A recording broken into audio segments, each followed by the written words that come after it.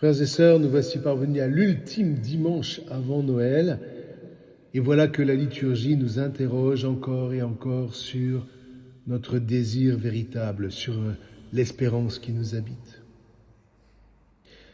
Parce que dans le fond, si nous nous préparons à ces fêtes uniquement comme à une institution, eh bien nous faisons fausse route. Du coup, comment répondons-nous aujourd'hui à la question du prophète Isaïe ? Demande pour toi un signe de la part du Seigneur ton Dieu. Et est-ce que j'attends seulement un signe ?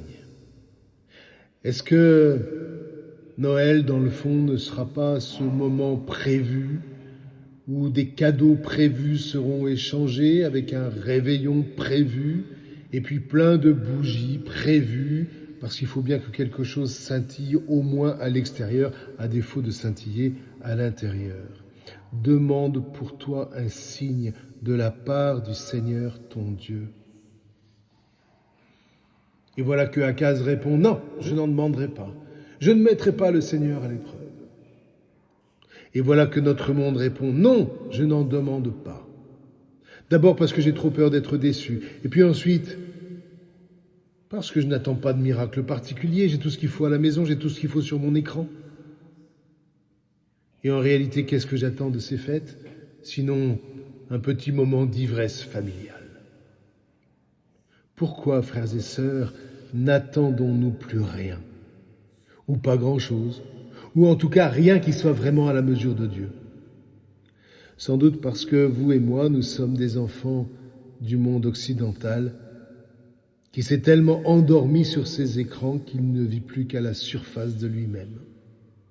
Alors oui, il navigue sur les océans, il fait des régates pour s'amuser, pour se donner un coup de sang, mais il ne sait plus considérer le temps ni l'histoire qui ont été nécessaires pour façonner cet océan de vie.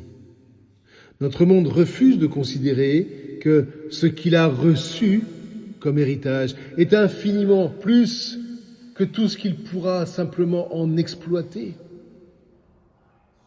Il refuse de considérer que la vie elle-même est un miracle. Parce que s'il se prenait à considérer le miracle, il se découvrirait comme l'obligé de Dieu. Il se découvrirait en dette de Dieu et de son héritage, ce qui révulse complètement son appétit d'être par lui-même, pour lui-même. Son appétit de n'être l'obligé de personne, à la manière de Sartre, n'attendant rien des autres qu'il ne se mette à son service.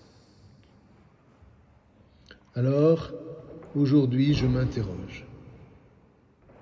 La naissance de Jésus n'est-elle plus pour moi qu'une occasion de réveillon pendant lequel on va parler de tout, sauf de Jésus,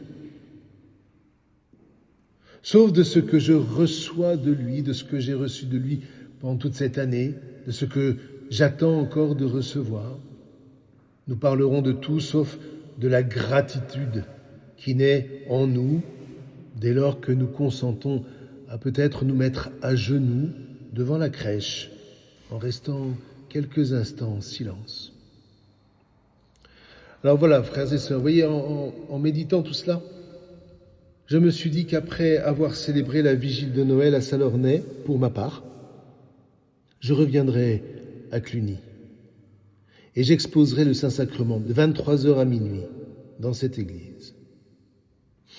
Alors, je serai sans doute le seul à adorer, et ce n'est pas grave, parce que j'adorerai le Seigneur à la fois dans le mystère de sa nativité et de sa passion. Je l'adorerai pour vous, frères et sœurs. Et je demanderai, en tant que curé de cette paroisse, pour cette paroisse, un signe.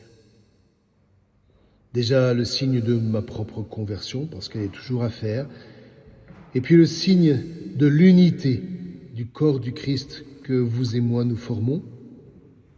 Je lui demanderai aussi le signe de ce feu qu'il est venu nous transmettre pour que nous, chrétiens, nous sortions de notre engourdissement bourgeois, que nous reprenions la route des apôtres pour annoncer que la nativité est le miracle attendu par tous ceux qui sentent la vie s'élancer en eux, pour tous ceux qui ont soif de ressusciter avec le Christ pour la vie éternelle et qui sont prêts à s'attacher à lui chaque dimanche dans l'Eucharistie. Cet évangile que Dieu avait promis d'avance par ses prophètes et dans les Saintes Écritures, dit saint Paul, concerne son Fils qui, selon la chair, est né de la descendance de David et selon l'esprit de sainteté, a été établi dans la puissance de Fils de Dieu par sa résurrection d'entre les morts, lui, Jésus-Christ, notre Seigneur. Voilà celui, frères et sœurs, dont nous sommes redevables, envers qui nous sommes en dette, et cette dette-là, à Noël, sera toute notre joie. Amen.